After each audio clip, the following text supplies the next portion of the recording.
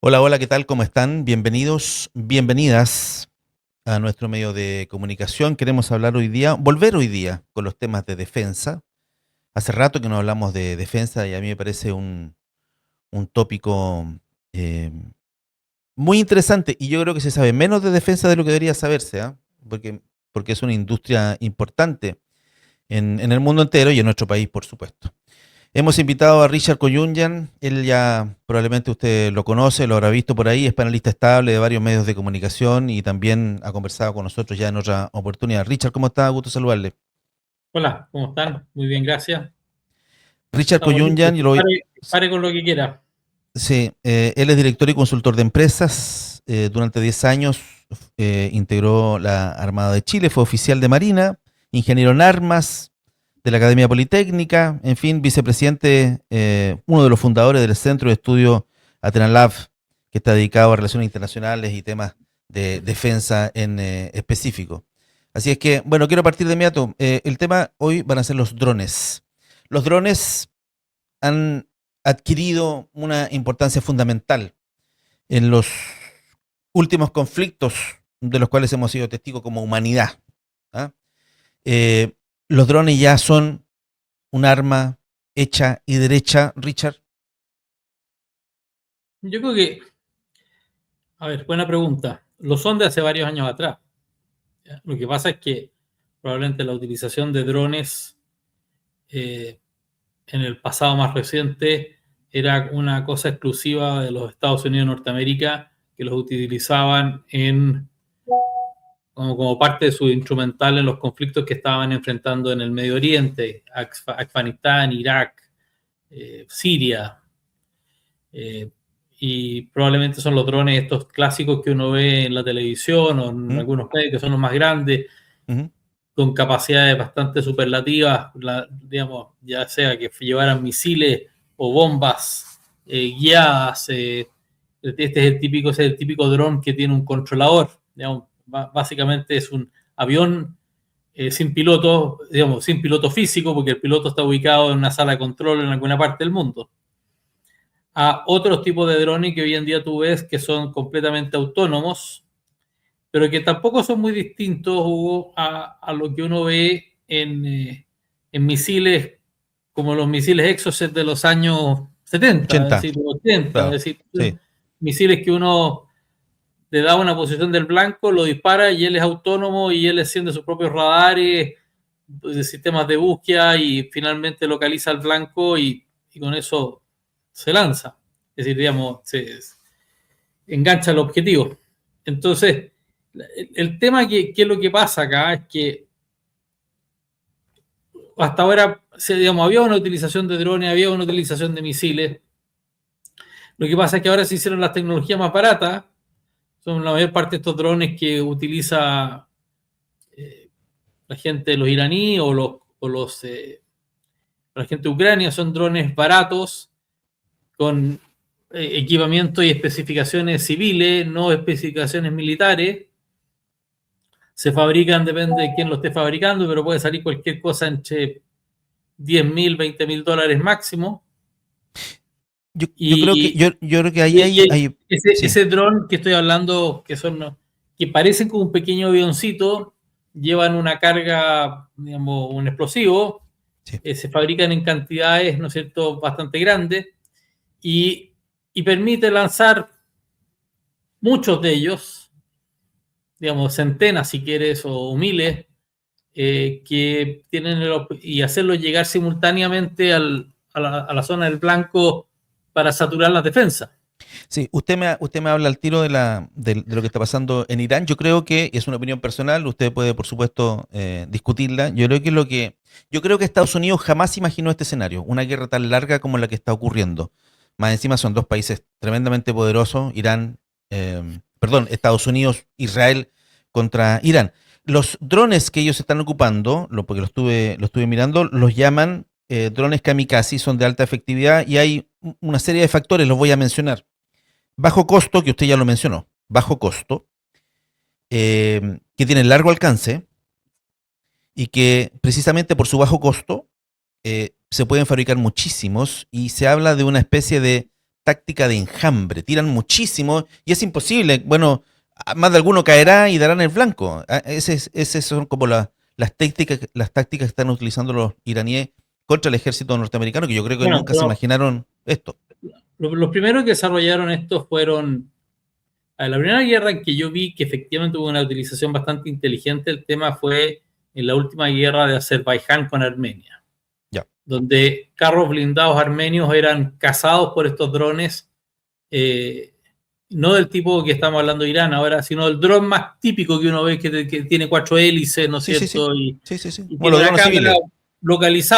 localizaba y dejaba caer una bomba o alguno o era para iluminar el blanco para que otro le disparara. No sé. Entonces, ese es un dron que es difícil de detectar porque son muy chicos. Ujú. ¿Listo? Y que es el típico, porque en Ucrania se usan de los dos, de los que estoy lanzando lo que tú llamas el dron kamikaze o el dron que tiene las 4 hélices y anda buscando soldados y caza soldados, y por eso que los soldados rusos y los ucranianos al revés también le tienen muy susto a estos drones que de repente aparecen de la nada y son dedicados a matar soldados de la otra fuerza o neutralizarlos. Y el caso es que lo que estás diciendo tú, el dron kamikaze, yo siempre hago una acepción, le llaman kamikaze, pero para que sea kamikaze tiene que haber alguien en el avión y no hay ningún humano que muera cuando el dron impacta, ¿ya? Ya, no son como los aviones japoneses, digamos, que se No, estrellaban contra los buques, digamos. claro, lo que pasa es que los aviones en esa época necesitan de un piloto. Claro, avión. En este caso aquí no necesitas de un piloto y tampoco necesitan de una conducción remota, es decir, los lanzan con una ubicación y un objetivo y van con un GPS o algún sistema de navegación que les permite ubicar el blanco y estrellarse contra el blanco. Entonces, porque el minuto que ya fueran conducidos a distancia serían bastante más caros. Entonces, lo que estamos y efectivamente lo que ellos hacen es enjambre que llamas tú o saturación, que no es muy distinto en la guerra cuando uno hace saturación electrónica, cuando uno genera impulso electromagnético Sí. para saturar y neutralizar los radares enemigos y las capacidades de detección del enemigo.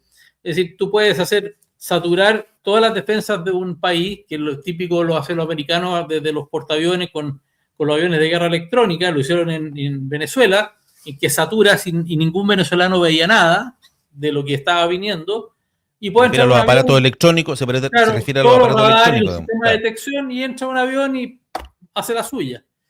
En este caso acá hace una saturación física, que es la que han sufrido los israelíes y han sufrido los norteamericanos y los países que están en el Golfo o en la guerra ucrania-rusa. Entonces, saturas, entran y basta que 2 o 3 de ellos peguen y lograste el objetivo. Si es que el objetivo era una central hidroeléctrica, una central termoeléctrica, un punto donde, no sé, se embarca y despacha petróleo, qué sé yo, ¿ya?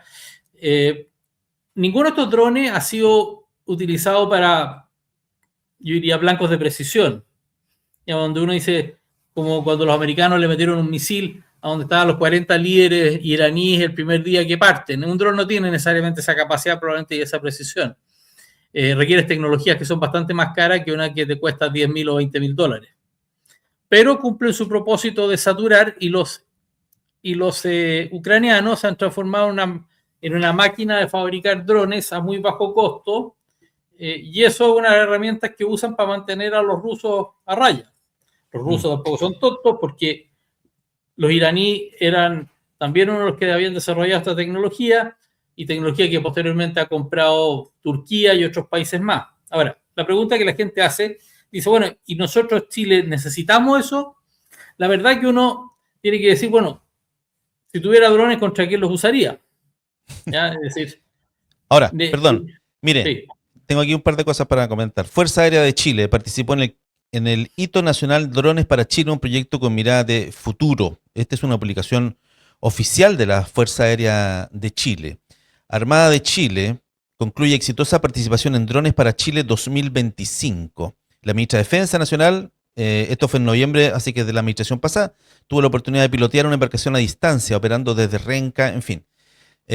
Grupo Tarea Arauco, de la Armada de Chile, emplea drones para patrullaje aéreo en la provincia de Arauco también. Entonces, no es que no tengamos drones. Las fuerzas aéreas, las Fuerzas Armadas de Chile tienen drones, todos tienen drones. El tema yo creo ahí no es si eh, requieren drones para su trabajo, sino más bien si requieren ese tipo de drones, los drones de combate. Y ahí sí, yo creo que entramos ya No, sí, como pero al lo que pasa, detalle. claro, lo que pasa es que, a ver, digamos, yo Es puedo, distinto un dron de vigilancia a un dron de combate, eso es lo que quiero claro, decir. yo soy bastante antiguo en estas materias, es decir, nosotros, en la época que yo estaba en la Armada, teníamos los drones antiguos, es decir, en el fondo, No a se llamaban hélice, drones, no se llamaban drones, claro. claro, pero bueno, pero le voy a llamar drones, lo que dice, y eran utilizados para, por ejemplo, práctica de tiro antiaéreo. Esto, no sé. Después tú tienes, en el fondo lo que estamos hablando es un vehículo autónomo, digamos, que va sin piloto, ya sea que tú te lo estés manejando de una central o lo estés, va autoguiado. Normalmente los que son de vigilancia tienen algún grado de control porque uno los manda a un lugar, va haciendo vigilancia. En el norte se usan, en la frontera norte, eh, y se usan para transmitir imágenes, y la gracia, cuando tienen más alta, larga duración y mejores capacidades, pueden volar en cualquier condición de tiempo, a las alturas que uno quiera, reemplazan satélites, y si van con cámaras infrarrojas pueden también suplir la utilización de aviones de exploración, y no tienen que usarlos para esos fines. Oye, se usan para incendios, se usan en la Municipalidad de Las Condes, tenemos una brigada de drones que se utilizan para vigilancia policial, es decir, o vigilancia con fines de seguridad pública, y así Sí, tienes de todo, y de inteligencia también, y de sí. inteligencia, etcétera. Sí. Y la gente, claro, y se volvieron más famosos los drones cuando los drones comenzaron a, siempre, digamos, ya en las guerras anteriores, como dije, o los conflictos anteriores, normalmente los americanos tenían los Reaper, que eran los drones grandes que llevaban misiles, disparaban los misiles, destruían blancos de alto valor. Así fue como se echaron la parte del liderazgo, no sé, digamos, en Afganistán, en Irak, y posteriormente iraní o de las de Hezbollah o lo que fuese. Y ya después evolucionamos o apareció esta otra variante de drones, que son estos drones más baratos, que tú le llamas drones kamikaze, que son, Ujú. digamos, que se utilizan para destruir blancos de valor militar, y, y su utilización para ser efectivo requiere ser lanzado en grandes cantidades para poder saturar las defensas, porque normalmente las defensas son capaces de derribar los drones. El tema acá está en que uno dice, bueno, ¿y qué tecnología aplico antidrones? Los americanos tenían unas soluciones que eran bastante caras, que no eran costo efectivas, ¿no es cierto?, para un misil Patriot o toda una cosa así, para derribar un dron. Claro, estáis Pero los aviones de usando combate, los claro, F-16 claro, nuestros, están claro. perfectamente capacitados para derivar drones. Tienen que tener efectivamente algún sistema como el Sentry de guía aérea que te va a permitir saber dónde están los drones que vienen volando para poder ir destruyéndolos. Los sistemas de drones pueden ser también derribados por sistemas más sofisticados de defensa antiaérea, claro que sí. Eh, y, y probablemente lo más efectivo en un caso de conflicto, y eso es lo que siempre están buscando los que están en conflicto, es dónde se fabrican los drones para poder destruir las fábricas, para eliminar la capacidad, que es lo que están haciendo los norteamericanos en Irán, Mm, destruir sí. capacidades de producción de misiles balísticos o de drones. Porque al final Bueno, del día, mientras tú permitas que esa producción ocurra, vas a tener el enemigo al frente. sí, Chile tiene drones, pero no son drones de combate o hay drones de combate. Chile tiene drones, no puedo especificar de qué tipo. Ahí ya Ya, estaría pasando, ya. pero Ok, no hay nada pero que Chile, ya, pero está lo bien. que te quiero decir, no hay nada que impida que Chile tenga drones con propósito, digamos, que van con una carga explosiva. ¿Listo? Dicho eso, siempre uno pregunta, en el caso de un conflicto Ucrania-Rusia está muy claro su utilización, lo mismo en el caso de Irán. Pero no necesariamente Chile podría tener drones de combate y uno podría decir, bueno, pasa a ser una herramienta más dentro del material bélico que tiene Chile o equipamiento, pero también, nuevamente, ¿contra qué los utilizaría? Sí, mire, se lo planteo de otra manera. Los peruanos ya está claro compraron los F-16 y compraron los F-16 una versión muy moderna. Los argentinos también están con los F-16, pero bueno, creo que son usados, no sé, lo compraron por ahí en algún país europeo, por ahí, escandinavo.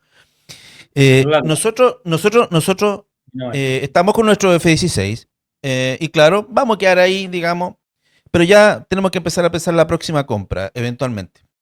¿Compramos F-35 o compramos drones? A eso me refiero. que lo que pasa es que Chile tiene una postura estratégica negativa. ¿Ya? Nosotros compramos y desarrollamos elementos para la defensa, no necesariamente para el ataque. ¿Ya? Ahora, uno podría decir que un F-16 tiene la capacidad de atacar Buenos Aires, tiene la capacidad de atacar Lima, claro que sí.